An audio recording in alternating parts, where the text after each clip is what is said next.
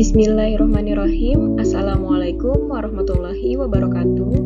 Perkenalkan, nama saya Estiat Makarolia Putri dengan nomor NIM 29021501000 dari Prodi Akuntansi Reguler Plus Universitas Pancasakti Bekasi.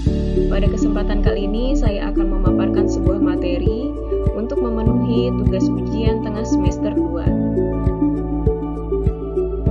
Dari mata kuliah Perekonomian Indonesia dengan dosen pengampu Bapak Darmainis SE MM. Materi yang akan saya paparkan ialah tentang tahap-tahap pertumbuhan ekonomi. Kita masuk kepada bab pendahuluan.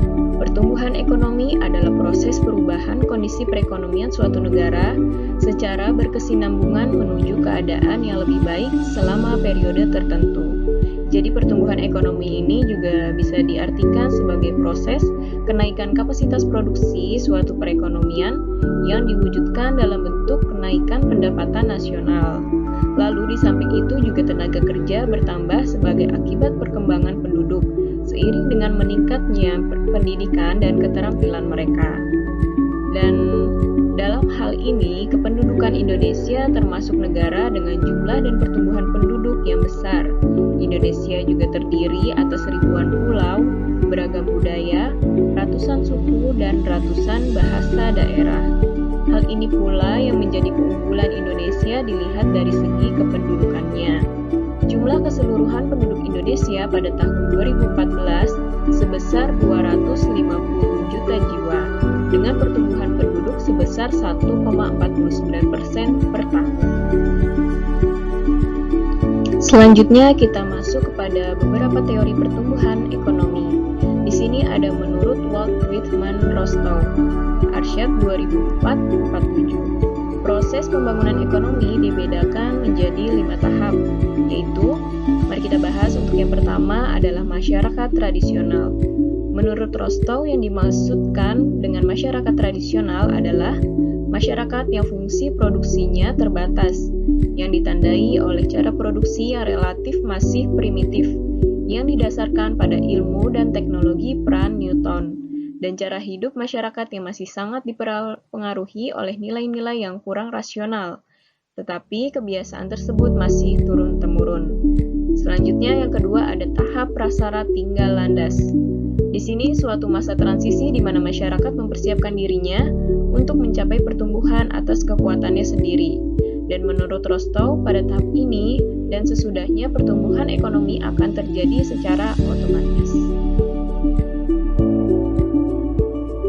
Selanjutnya untuk poin ketiga, di sini ada tahap tinggal landas.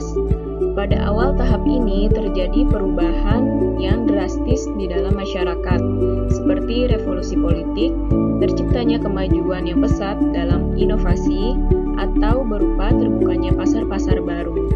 Lalu yang keempat ada tahap menuju kedewasaan, masa di mana masyarakat sudah secara efektif menggunakan teknologi modern pada hampir semua kegiatan produksinya. Lalu yang kelima ada tahap konsumsi tinggi. Pada tahap ini, perhatian masyarakat telah lebih menekankan pada masalah-masalah yang berkaitan dengan konsumsi dan kesejahteraan masyarakat, bukan lagi kepada masalah produksi. Selanjutnya yang akan kita bahas adalah mengenai pertumbuhan ekonomi Indonesia. Yang pertama pada masa Orde Lama di tahun 1945 sampai dengan 1966.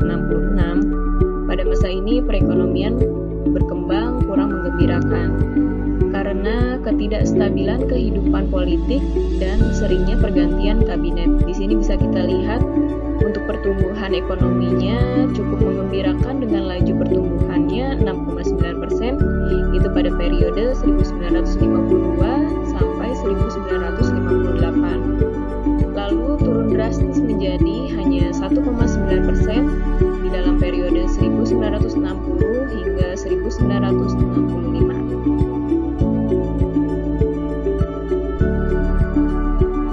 Selanjutnya di masa Orde Baru tahun 1966 sampai dengan 1997, Pada masa peralihan dari Orde Lama ke Orde Baru itu ditandai dengan kondisi perekonomian yang tidak menentu.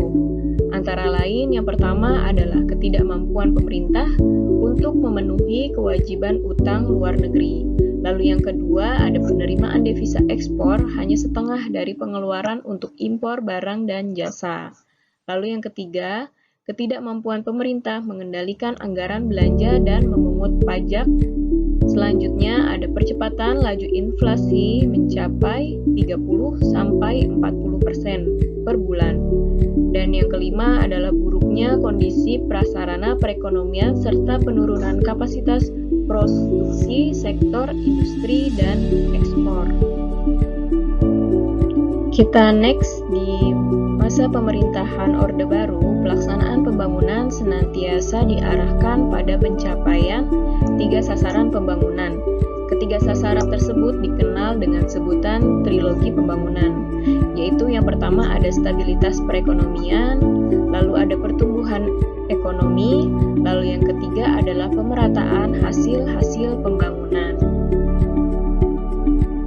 Selanjutnya di masa reformasi terjadi pada tahun 1998 hingga sekarang.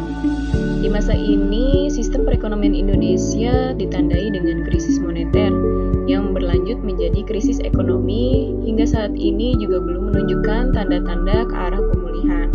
Walaupun ada pertumbuhan ekonomi sekitar 6% untuk tahun 1997 dan 5,5% untuk tahun 1998, di mana inflasi sudah diperhitungkan. Namun laju inflasi sudah cukup tinggi, yaitu rata-rata sekitar 10%. Pada tahun 1999, laju pertumbuhan ekonomi diperkirakan telah menjadi positif. Ini menunjukkan pertanda pemulihan ekonomi Indonesia. Berdasarkan perhitungan PDB tahun 1993, laju pertumbuhan ekonomi Indonesia pada tahun 1999 adalah sekitar 0,23% dan pertumbuhan ekonomi tanpa migas sebesar 0,35%.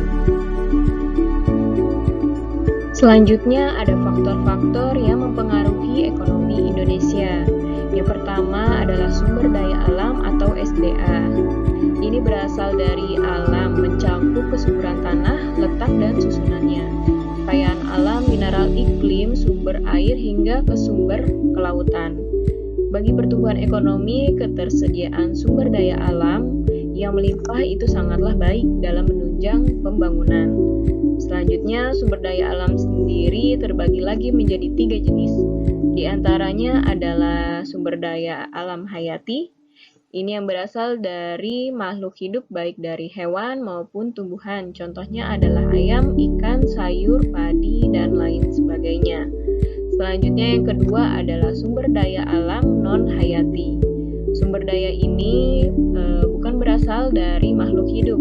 Contohnya saja itu ada air, sinar matahari, udara, dan lain sebagainya. Yang ketiga adalah sumber daya alam yang kekal yang tak akan habis. Contohnya adalah air, udara, sinar matahari, angin, gelombang, pasang surut, dan panas bumi. Kita masuk kepada poin kedua untuk sumber daya manusia atau SDM. Di sini juga merupakan individu produktif yang berperan sebagai penggerak suatu organisasi, baik dalam perusahaan maupun institusi. Ia berperan sebagai elemen utama organisasi dibandingkan elemen lainnya seperti teknologi maupun modal, karena manusialah yang kemudian akan mengendalikan faktor lain tersebut. Lalu sumber daya manusia ini tidak semata-mata dihitung berdasarkan jumlahnya, namun lebih kepada efisiensinya. Dalam mendorong sumber daya manusia dapat bekerja secara efisien, berikut adalah hal yang dapat dilakukan. Yang pertama adalah motivasi sumber daya manusia. Selanjutnya adalah sesuaikan pekerjaan dengan kemampuan dan minat sumber daya manusia. Lalu yang ketiga ada program pelatihan. Sekarang juga sudah banyak ya program untuk pelatihan, menambah keterampilan, lalu membuat inovasi baru gitu ya. Lalu juga menambah pengetahuan kita dan tentunya untuk menambah berkontribusi di dalam kehidupan kita, tentunya di dalam ekonomi Indonesia juga ya. Selanjutnya ada evaluasi kinerja sumber daya manusia SDM atau SDM secara berkala. Di sini juga evaluasi kinerja itu sangat dibutuhkan. Contohnya saja di suatu perusahaan, pastinya untuk memulai pekerjaan tersebut kita akan ada training terlebih dahulu. Dalam masa misalnya ada yang 3 bulan, 6 bulan, dan sebagainya. Biasanya sih lebih ke 3 bulan ya untuk training. Setelah 3 bulan bekerja, kita pasti ada evaluasi di dalam kinerja kita. Setelah itu, untuk kinerja selanjutnya itu akan ditentukan oleh sikap kita dalam bekerja, lalu cara kita dalam bekerja, dan itu akan dinilai oleh pimpinan kita, semakin baik atau tidak, seperti itu.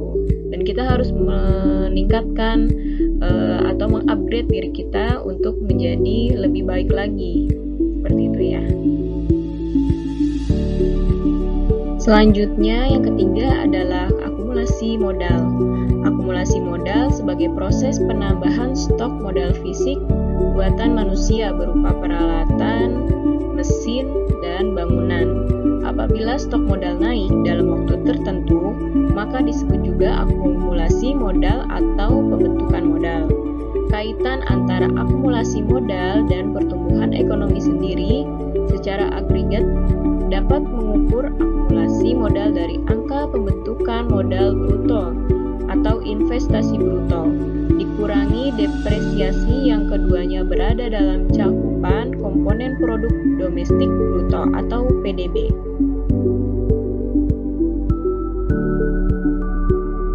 Selanjutnya adalah tenaga manajerial dan organisasi produksi. Organisasi produksi sebagai salah satu bagian penting di dalam proses pertumbuhan ekonomi yang kemudian berkaitan erat dengan penggunaan faktor produksi dalam berbagai kegiatan perekonomian. Organisasi produksi juga dilaksanakan dan diatur oleh tenaga manajerial dalam berbagai kegiatan sehari-hari. Selanjutnya adalah teknologi. Di sini perubahan teknologi dianggap sebagai salah satu faktor terpenting dalam proses pertumbuhan ekonomi. Sebabnya adalah perubahan dan kemajuan teknologi erat kaitannya dengan perubahan dalam metode produksi. Pada level ekonomi makro, perkembangan teknologi berfungsi dalam memberikan kontribusi pada pertumbuhan ekonomi serta mendorong pembangunan ekonomi ke arah yang lebih baik lagi. Perkembangan teknologi informasi juga secara tidak langsung akan memperkuat daya saing suatu negara dalam perekonomiannya. Di sini perusahaan-perusahaan juga dapat meningkatkan ya pendapatan nasionalnya nantinya yang akan dapat digunakan sebagai penunjang kesejahteraan para penduduknya. Perubahan teknologi juga akan menaikkan produktivitas di sumber daya manusia itu sendiri. Untuk poin ke-6, di sini ada politik dan administrasi pemerintah. Struktur politik dan administrasi yang lemah merupakan penghambat besar bagi pembangunan ekonomi suatu negara. Politik yang berada dalam kondisi yang tidak stabil serta pemerintahan yang korup tentunya akan sangat menghambat kemajuan ekonomi. Selanjutnya yang akan kita bahas adalah perhitungan pertumbuhan ekonomi. Di sini untuk mengetahui pertumbuhan ekonomi pada suatu tahun, produksi barang dan jasa atau pendapatan nasional atau GNP atau GDP pada tahun itu dibandingkan dengan tahun sebelumnya. Di sini ada rumusnya ya. Di sini ada PE sama dengan GNP tahun sekarang dikurangi GNP tahun lalu dibagi GNP tahun lalu dikali dengan 100%. Untuk mengetahui rumus tersebut, di sini ada contoh soalnya. Diketahui GNP negara X tahun 2019 adalah 800 miliar dan nilai GNP tahun 2020 adalah 900 miliar.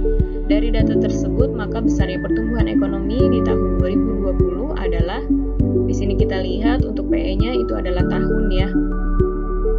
Tahunnya di sini adalah 2020. Lalu ada GNP tahun sekarang, nilainya adalah 900. Lalu GNP tahun lalu nilainya adalah 800 dibagi dengan GNP tahun lalu nilainya 800 lalu dikali dengan 100%. Jadi 100 0,125 dikali 100%, yaitu 12,5%. Selanjutnya kita masuk kepada perhitungan PNB Real, tolak ukur yang paling baik untuk menunjukkan adanya perkembangan ekonomi suatu negara adalah pendapatan nasional bruto real atau PNB Real atau GNP Real.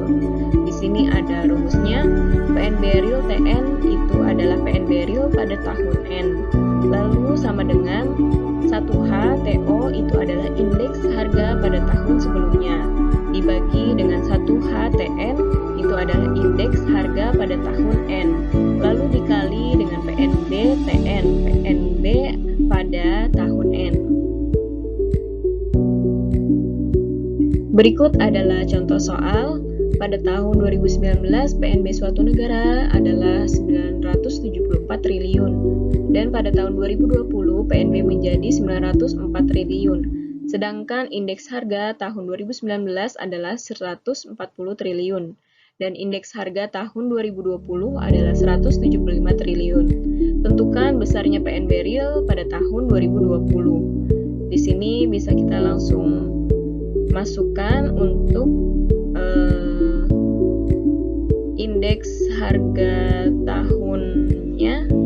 Ini ada 140 triliun, lalu itu tahun 2019 ya, lalu tahun 2020-nya ada 175 triliun. Dan di sini ada PNB-nya tahun 2020 adalah 904 triliun. Penyelesaiannya, indeks HTO lalu dibagi indeks HTN dikali PNB TN. Nilainya bisa kita langsung masukkan 140 dibagi 175 dikali 904. Hasilnya adalah 723,2 triliun. Baiklah, untuk kesimpulan yang bisa kita ambil dari materi yang saya paparkan adalah pertumbuhan ekonomi di Indonesia mulai berkembang dari masa Orde Lama hingga sekarang, melalui berbagai faktor yang diantaranya bersumber pada manusia, alam, hingga teknologi, bahkan sistem pemerintahan dari Orde Lama hingga sekarang, yang membawa banyak perubahan. Salah satu faktor yang membawa perubahan yang sangat besar adalah infrastruktur dan teknologi.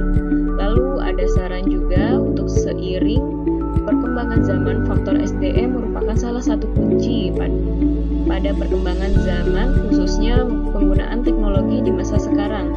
Dan pemerintah harus lebih melakukan pelatihan dalam perkembangan teknologi. Di sini maksudnya pemerintah perlu melakukan peningkatan pelatihan kepada sumber daya manusia yang ada di Indonesia agar mampu bersaing dengan sumber daya manusia dari luar negeri, seperti itu ya. Mudah-mudahan kedepannya ekonomi di Indonesia akan terus lebih baik lagi dari sebelumnya.